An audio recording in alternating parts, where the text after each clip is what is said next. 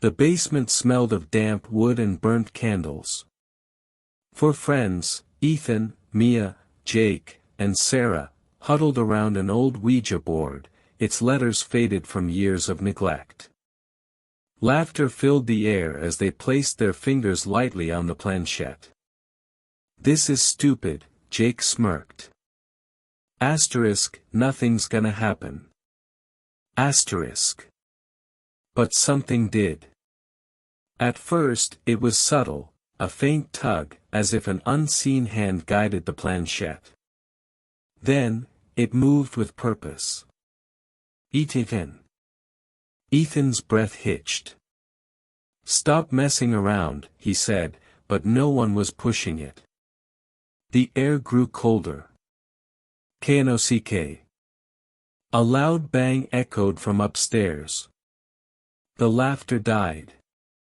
That night, Mia woke to whispers in her ear, no one there. Jake's dog growled at an empty corner. Sarah's phone recorded static, and a voice, "You shouldn't have called." Then came the nightmares.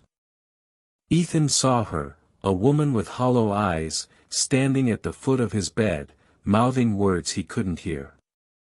Until one night, she spoke. "You're next." The Ouija board, which they'd burned, reappeared on Ethan's desk. The planchette sat motionless, until it spelled one final word. "RUN."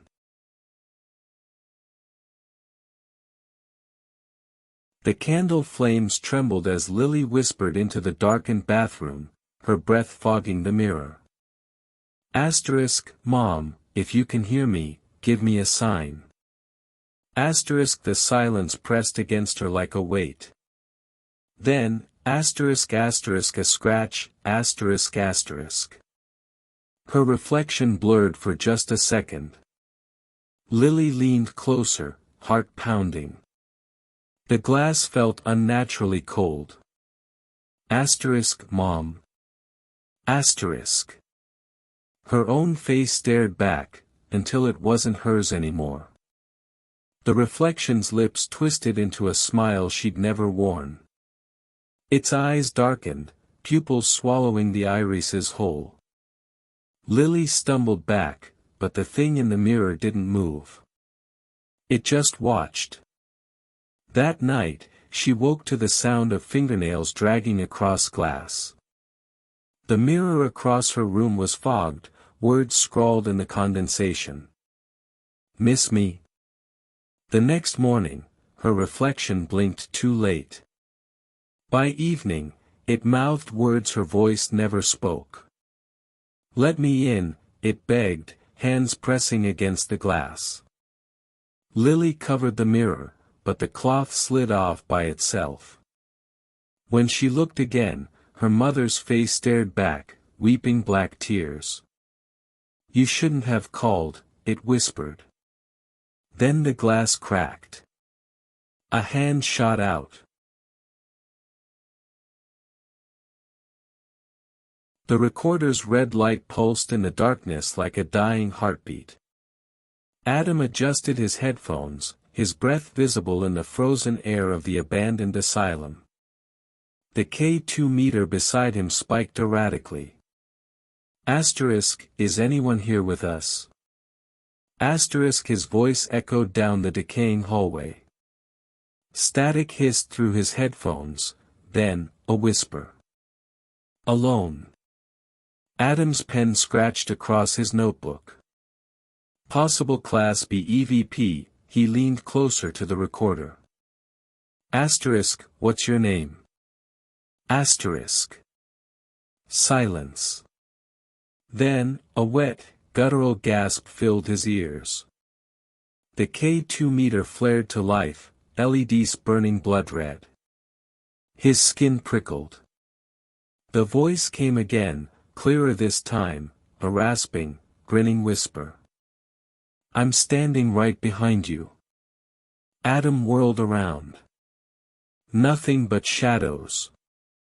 Back at his studio, he rewound the footage. The camera had caught it all, his empty chair, and the thing looming over it, a skeletal figure with its jaw unhinged, black pits where eyes should be. Its fingers, too long and too thin, hovered inches from Adam's unaware shoulders. The recorder played one last sentence without prompting. "You looked right at me."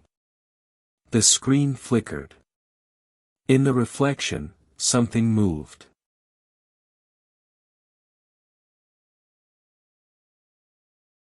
The phone rang at 3:17 a.m.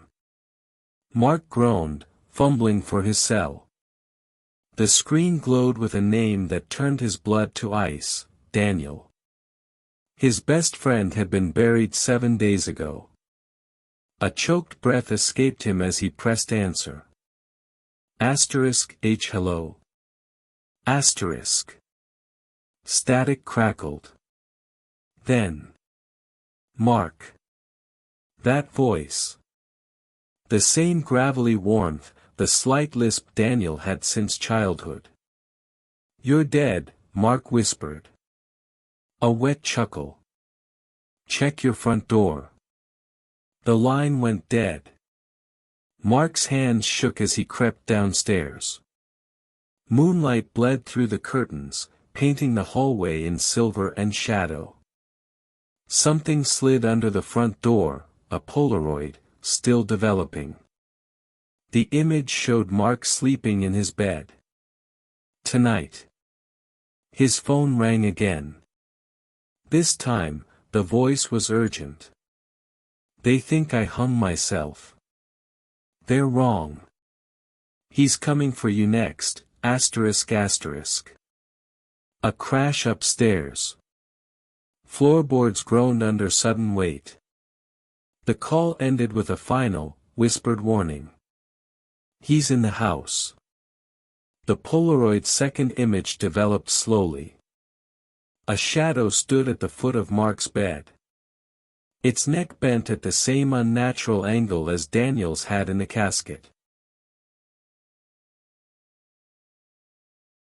The bed creaked as Lauren woke to the sound of bare feet shuffling across hardwood. Moonlight bled through the curtains, illuminating her husband standing motionless in the doorway. "Michael," she whispered. His head tilted at an unnatural angle.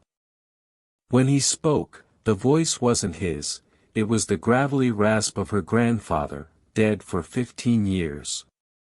"You never visited my grave, little dove." Lauren's breath caught. Only Grandpa had called her that. The next night, she found Michael in the kitchen, carving symbols into the table with a steak knife.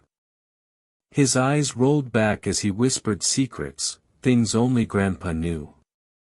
The time she'd stolen money from his wallet. The abortion she'd never told anyone about. When she grabbed his arm, his skin burned like dry ice. The sleep specialist dismissed it as stress. The priest's holy water sizzled on Michael's forehead. Then came the night Lauren woke to screaming. She found Michael in their bathroom, fingers bloody from clawing at the mirror. His reflection grinned at her, wrinkled and yellow-eyed. "He's mine now," Grandpa's voice gurgled through Michael's lips as his hands wrapped around her throat. Somewhere beneath the terror, Lauren recognized the tobacco and whiskey scent of Grandpa's favorite jacket. The last thing she saw before blacking out was Michael's face, stretched into a smile too wide for any living man.